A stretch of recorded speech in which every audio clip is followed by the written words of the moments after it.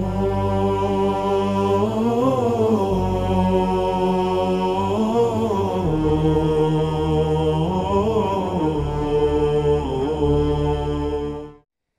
باللہ من الشیطان الرجیم، بسم اللہ الرحمن الرحیم۔ ناظرین السلام علیکم ورحمۃ اللہ وبرکاتہ۔ میں ڈاکٹر قمر عباس جعفری آج پھر آپ کی خدمت میں حاضر ہوں، کچھ باتیں کرنے کے لیے صحت سے متعلق۔ ہمارا اور آپ کا یہ جو پروگرام چل رہا ہے، اس سے پہلے ہم نے آپ سے گفتگو کی طب اسلامی کو مد نظر رکھتے ہوئے۔ حضرات، جب کبھی طب کی بیماریوں کی یا علاج کی بات ہوتی ہے تو سب سے زیادہ ذہن ہمارا جاتا ہے جسمانی بیماریوں کی جانب۔ جسم کے اندر ہونے والی بیماریاں یا ان کے برے نتائج اور اس کے بعد ان کا علاج۔ در حقیقت میں اس سے پہلے بھی آپ کی خدمت میں عرض کر چکا ہوں کہ بیماری صرف جسمانی ہی نہیں ہوتی ہے، بلکہ بیماری ذہنی بھی ہوتی ہے اور بیماری روحانی بھی ہوتی ہے۔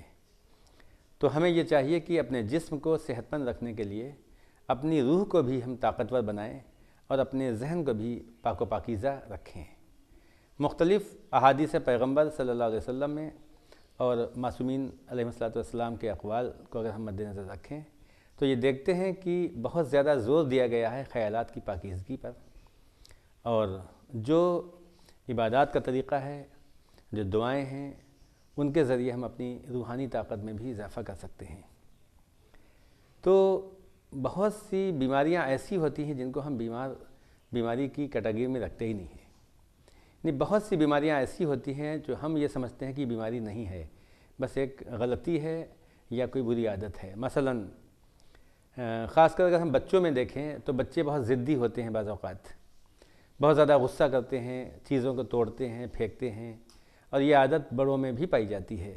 بہت سے سمجھدار لوگوں کو دیکھا گیا ہے کہ غصہ جب کرتے ہیں تو وہ چیزوں کو توڑتے ہیں اور پٹکتے ہیں، یہاں تک کہ کبھی کبھی حدود شرعی سے باہر نکل جاتے ہیں۔ در حقیقت یہ ان کی صرف بری عادت نہیں ہے، بلکہ یہ بھی ایک بیماری ہے۔ کسی کا ضدی ہونا، کسی کا غصے ور ہونا، کسی کا بار بار چھوٹی چھوٹی باتوں پہ اریٹیٹ ہو جانا، الجھن کرنا یا خوفزدہ ہو جانا، یہ سب بیماریوں میں آتا ہے۔ بہت سے لوگ چھوٹی موٹی باتوں میں خوفزدہ ہو جاتے ہیں۔ ایک زمانے میں کہا جاتا تھا کہ انہیں اختلاج کی بیماری ہے، اختلاج قلب ہو جاتا ہے، یعنی دل ایک عجیب وسوسے میں اپنے آپ کو محسوس کرتا ہے، وسوسے پیدا ہوتے ہیں، اور یہ بھی ایک ڈپریشن کی کنڈیشن ہے۔ تو یہ سب بیماریوں میں آتا ہے۔ لہٰذا صرف ہم ان چیزوں کو سطحی نظر سے نہ دیکھیں جو ہماری ذہنی کیفیت ہیں، بلکہ ہم یہ بھی دیکھیں کہ یہ جو ذہنی کیفیات ہیں یہ ساری کی ساری ہماری جسمانی بیماریوں سے بھی تعلق رکھتی ہیں۔ میں عرض کر چکا ہوں اس سے پہلے بھی کہ اگر غصہ زیادہ آتا ہے یا بچوں میں چڑچڑاپن زیادہ ہوتا ہے، بچے ضدی بہت زیادہ ہوتے ہیں، تو یہ لیور کی خرابی سے ہوتا ہے۔ تو ایسے لوگوں کو اگر ہم لیور کی دوائیں دیں یا لیور کو فائدہ پہنچانے والی غذاؤں کا استعمال کریں یا ان غذاؤں سے پرہیز کریں جس سے لیور خراب ہوتا ہے، تو یہ ضدی پن، چڑچڑاپن، غصہ کرنا اور اریٹیٹ ہو جانا، بار بار الجھنا، ان ساری دشواریوں سے ہمیں نجات مل جائے گی۔ اسی طرح سے خوفزدہ ہونا، بہت سے بچوں کو دیکھا گیا ہے کہ وہ اندھیرے سے ڈرتے ہیں، اکیلے پن سے ڈرتے ہیں، بھیڑ سے ڈرتے ہیں۔ یہ بات مستورات میں بہت زیادہ پائی جاتی ہے، بھیڑ سے ڈرنا۔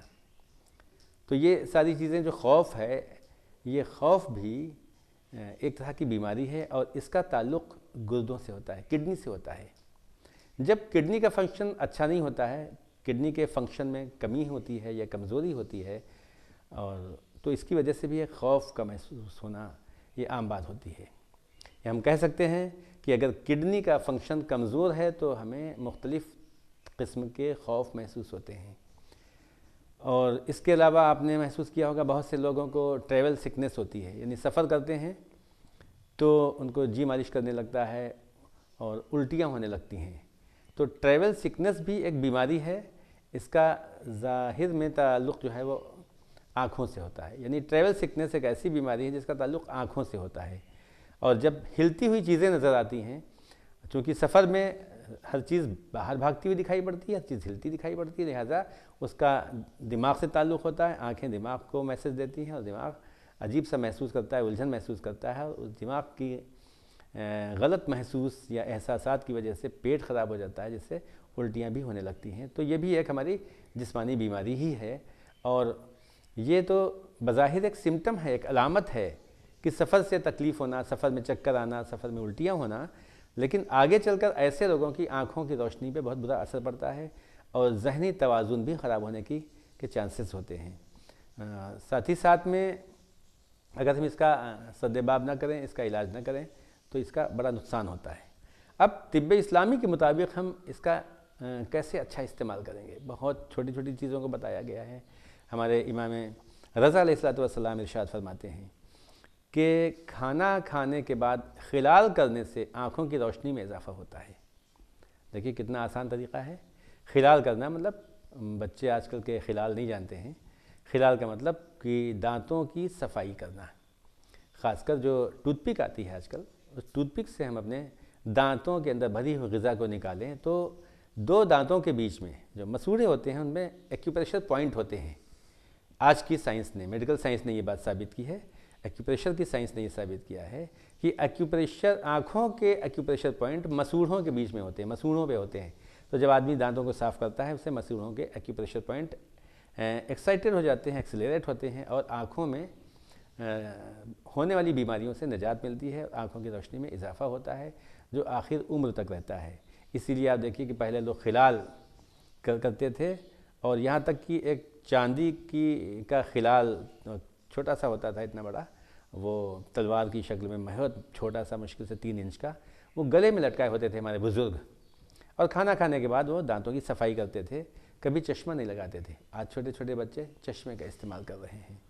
لہٰذا ان بہت چھوٹی چھوٹی باتوں کو ہم دھیان رکھیں، اقوال معصومین کو ذہن میں رکھیں، اقوال ائمہ طاہرین کو ذہن میں رکھیں، اور احادیث پیغمبر صلی اللہ علیہ وسلم کو، تو ہم یہ دیکھتے ہیں کہ بہت سی بیماریاں ان چھوٹے چھوٹے اعمال سے ٹھیک ہو جاتی ہیں، یا ہونے والی بیماریاں اس سے نہیں ہوتی ہیں۔ میں پھر اپنی بات کو واضح کرنا چاہوں گا کہ انسان کا جو ذہن ہے، ذہن سے بھی ہمارے جسم میں تبدیلیاں پیدا ہوتی ہیں۔ اگر ہمارے خیالات پاکیزہ ہیں، اگر ہمارے خیالات پازیٹیو ہیں، اگر ہمارے خیالات اچھے ہیں، تو ہماری باڈی میں جو انڈوکرائن گلینڈز ہیں، ان سے سیکریٹ ہونے والے ہارمونز، پازیٹیو ہارمونز سیکریٹ ہوتے ہیں، جس سے ہمارا جسم صحت مند ہوتا ہے، بیماریوں سے بچاؤ رہتا ہے۔ لیکن اگر خیالات نگیٹیو ہیں، ہماری سوچ نگیٹیو ہے، ہماری سوچ میں اچھی باتیں نہیں ہیں، تو جو انڈوکرائن گلینڈز ہیں، ان سے جو ہارمونز سیکریٹ ہوتے ہیں، وہ ہارمونز نگیٹیو ہارمونز ہوتے ہیں۔ یا بعض اوقات ہارمونز کا جو سیکریشن ہے وہ اسی تعداد میں ہونا چاہیے جیسے اللہ تعالیٰ نے مقرر کر رکھا ہے۔ اگر وہ تعداد سے یا مقدار سے زیادہ ہارمون سیکریٹ ہوگا تو نقصان ہوگا جسم کو، اور اگر مقدار سے کم سیکریٹ ہوگا تو ہمارے جسم کو نقصان ہوگا۔ لہٰذا ہمیں یہ چاہیے کہ اپنے جذبات پہ قابو رکھیں، اور یہ قابو لمیٹڈ، جو جذبات ہمارے ہیں وہ لمیٹڈ ہونا چاہیے۔ ہمیں اپنے جذبات کو قابو میں رکھنا بہت لازمی ہے، اور کبیر داس جی نے بھی تو کہا ہے کہ اتی کا بھلا نہ بولنا، ات کی بھلی نہ چپ، اتی کا بھلا نہ برسنا، ات کی بھلی نہ دھوپ۔ تو بظاہر یہ تو ایک چھوٹی سی بات ہے کہ بہت زیادہ کی بارش بھی اچھی نہیں ہوتی ہے، بہت زیادہ سوکھا بھی نہیں اچھا ہوتا ہے، بہت زیادہ گفتگو بھی اچھی نہیں ہوتی ہے، بہت زیادہ خاموش رہنا بھی اچھا نہیں ہوتا ہے۔ ہر چیز اوسط ہونا چاہیے۔ قرآن کریم میں بھی اللہ ارشاد فرماتا ہے کہ خیر الامور اوسطھا، ہر چیز اوسط میں ہونا چاہیے، اوسط میں۔ مثلاً آج خوش ہوتے ہیں لوگ تو قہقہہ مار کے ہنستے ہیں، لیکن اسلام کہتا ہے، حدیثیں بتاتی ہیں کہ قہقہہ مار کر ہنسنے سے دل مردہ ہوتا ہے۔ آج یہ بات میڈیکل سائنس کے ذریعے بھی ثابت ہو چکی ہے۔ ویسے تو ہمارا ایمان اگر اللہ پہ ہے، اللہ کے رسول پہ ہے، احادیث پیغمبر صلی اللہ علیہ وسلم پر ہے، اقوال معصومین علیہ السلام پر ہے، تو ہمیں تو بغیر کسی تحقیق کے اس پر یقین کرنا لازمی ہے۔ لیکن پھر بھی اگر کچھ وسوسے ہیں تو آج میڈیکل سائنس کا بھی میں پروف دے رہا ہوں۔ میڈیکل سائنس نے یہ بات بتا دی کہ جب انسان زور سے قہقہہ مار کے ہنستا ہے تو اس کی آرٹریز میں پھنسے ہوئے جو کیلکولس ہوتے ہیں وہ لوز پڑ جاتے ہیں، اور مستقل اگر کئی بار ایسا کیا جائے تو وہ نکل کر اپنی جگہ سے آرٹریز کو بلاک کر دیتے ہیں، جس سے ہارٹ اٹیک ہونے کا خطرہ رہتا ہے۔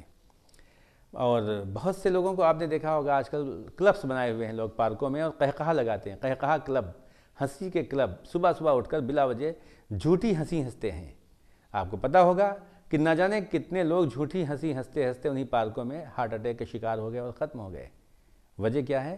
وجہ صرف یہ ہے کہ جب قہقہا مار کے ہنستے ہیں تو اس کا اچانک جھٹکا لگنے سے جو ہماری باڈی کے اندر پلیکس جمع ہوا ہے، جو باڈی کے اندر بلاک کرنے والے جو پلیکس ہیں یا کیلکولس ہے یا ہماری وہ غذا جسے ہم عام طور پر آج کل کولیسٹرول کہہ سکتے ہیں، تو اس کی ایک لیئر جم جاتی ہے آرٹریز میں جو سخت کر دیتی ہے، وہ نکل کر وہ لوز ہو کے اس کے راستے کو بلاک کر دیتی ہے اور اٹیک ہو جاتا ہے۔ لہٰذا اگر ہنسنا ہے تو حدیثیں بتاتی ہیں، حدیث پیغمبر صلی اللہ علیہ وسلم میں ہے کہ اگر ہنسیے تو ہنسیے، قہقہا مار کے نہ ہنسیے بلکہ صرف مسکرانے پہ اکتفا کیجیے۔ زور سے ہنسنا نقصان دہ ہے۔ کتنی چھوٹی چھوٹی باتیں ہیں، یہ باتیں ہم جانتے ہیں، ہم نے یہ باتیں پڑھی ہیں، اپنے بزرگوں سے سنی ہیں، کتابوں میں تحریر ہے۔ ائمہ طاہرین کی سوانح حیات دیکھیں، پیغمبر اسلام صلی اللہ علیہ وسلم کی حدیثیں دیکھیں تو وہاں یہ بات سب واضح ہے کہ ہمیں خوش ہونے کے وقت مسکرانا چاہیے۔ اللہ کے رسول صلی اللہ علیہ وسلم کبھی بھی قہقہا مار کر نہیں ہنستے تھے۔ بہت چھوٹی چیزیں ہیں، اگر ہم صرف اپنی زندگی میں اس فارمولے کو اپلائی کر لیں اپنے اوپر کہ ہم قہقہا مار کے نہیں ہنسیں گے تو انسان ہارٹ اٹیک سے 80% بچ جائے گا۔ اور اسی سلسلے میں پھر عرض کروں، ایک بات میں کہہ چکا ہوں، آپ سے عرض کر چکا ہوں کہ بھرے پیٹ کھانا نہیں کھانا چاہیے۔ بھرے پیٹ کھانا کھانے سے بھی یہ پرابلم پیدا ہوتی ہے، آرٹریز بلاک ہوتی ہیں، کیونکہ جب پیٹ بھرا ہے انسان کا تو اب دوبارہ تو ڈائجسٹو پروسیس فوراً شروع نہیں ہوگی، اور شروع ہوگی تو بہت سے نقصانات پیدا کرے گی۔ لہٰذا ایسے میں ہمیں چاہیے کہ ہم کھانا جب کھا چکے ہیں، جب پہلا کھانا جب تک ہضم نہ ہو جائے جب تک دوسرا کھانا نہ کھائیں، ورنہ یہ بھی پلیک بن کر ہماری آرٹریز میں جمع ہوگا، اور جب ہم قہقہا مار کے ہنسیں گے اچانک تو اس کا نقصان ہو سکتا ہے۔ لہٰذا بچیں ان چیزوں سے، وہ چھوٹی چھوٹی باتیں ہیں۔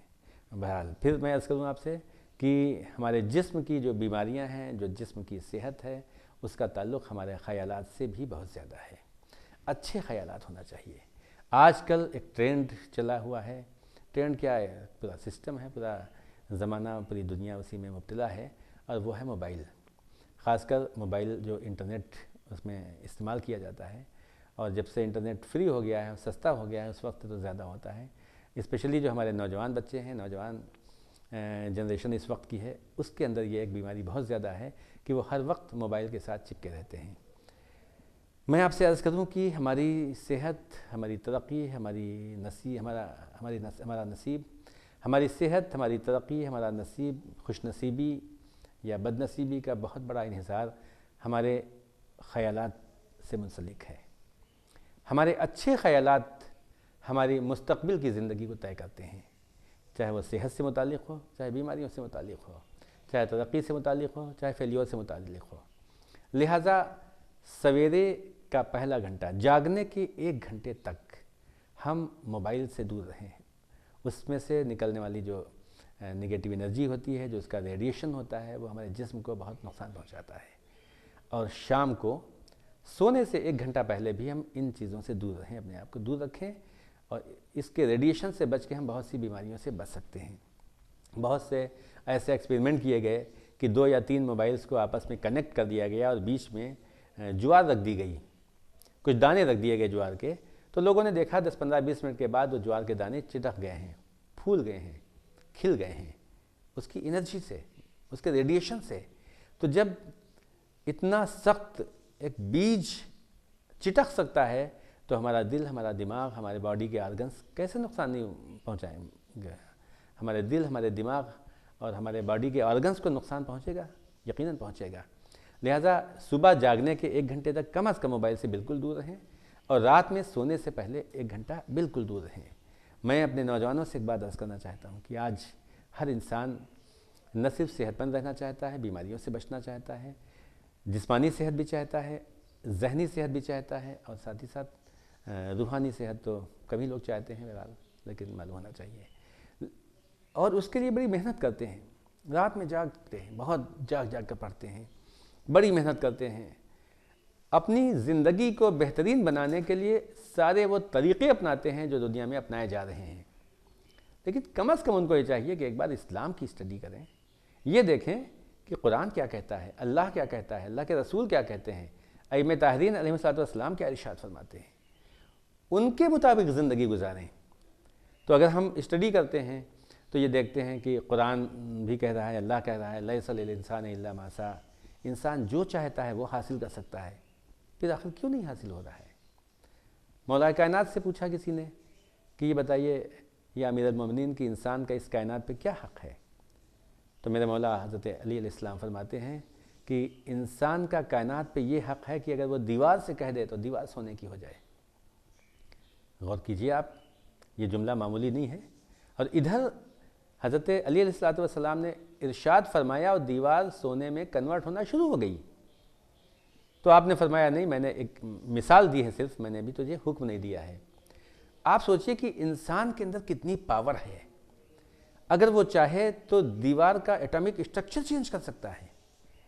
جب اللہ نے انسان کو یہ طاقت دی ہے کہ وہ دیوار کا، بے جان دیوار کا ایٹمک اسٹرکچر چینج کر سکتا ہے، تو انسان اپنی زندگی کیوں نہیں بدل سکتا ہے؟ ضرورت اس بات کی ہے کہ ہم اپنی زندگی ویسے گزاریں جیسے اللہ نے بتایا ہے، ہم اپنے جسم کے ساتھ وہ کریں جو اللہ نے بتایا، ہم اپنے ذہن کو ویسا رکھیں جیسے اللہ نے بتایا ہے، اپنی روحانی طاقت کو بڑھانے کے لیے ویسا کریں جیسے اللہ نے ارشاد فرمایا ہے، اللہ نے اپنے رسول صلی اللہ علیہ وسلم کے ذریعے ہمیں بتایا ہے، اور اس کے بعد ائمہ طاہرین ہمارے لیے ایک ایسا طریقہ بتا گئے ہیں اپنے اقوال کے ذریعے کہ جس کے اوپر ہم چل کر اپنی زندگی کو بہت اچھا بنا سکتے ہیں۔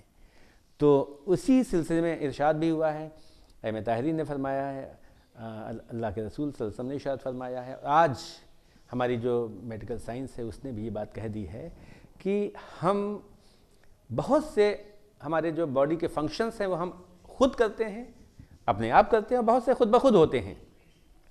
مثلا اگر ہم کسی چیز پہ فکر کرتے ہیں تو خود کرتے ہیں، لاجک ہوتی ہے تو اپنے آپ کرتے ہیں، کسی یاد کرتے ہیں تو خود بخود ہوتا ہے۔ یہ سارے فنکشن جو ہے وہ ہم لوگ انجام دیتے ہیں اپنی کوشش اور اپنی چاہت کے ذریعے، لیکن بہت سے فنکشن تو اپنے آپ ہوتے ہیں، آٹومیٹیکلی ہوتے ہیں۔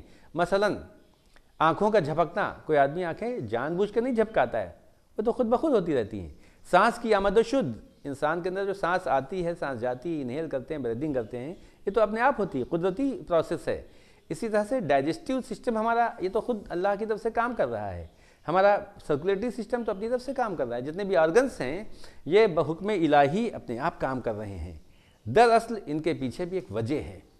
ہمارا ذہن کئی حصوں میں بٹا ہے، جس میں مین حصہ ہمارا ہے وہ ہے ایک کانشس مائنڈ ہے اور ایک ہے سب کانشس مائنڈ، یعنی ہمارا جو ذہن ہے، چیتن مستشک ہندی میں کہہ سکتے ہیں، اس میں اوچیتن مستشک۔ تو جو ہمارا کانشس مائنڈ ہے، جس سے آپ گفتگو کر رہے ہیں اس وقت، یہ ہم کانشس مائنڈ سے گفتگو کر رہے ہیں، ہم آپ سن رہے ہیں، یہ کانشس مائنڈ سے سن رہے ہیں۔